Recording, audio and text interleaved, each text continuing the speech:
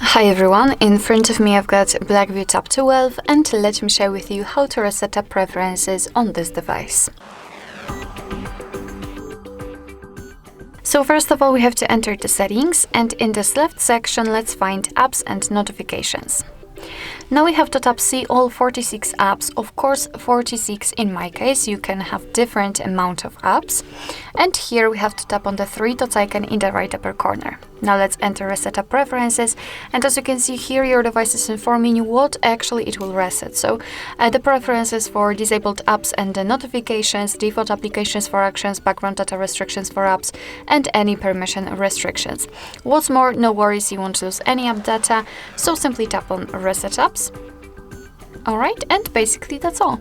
This is how to reset app preferences in your Blackview Tab 12.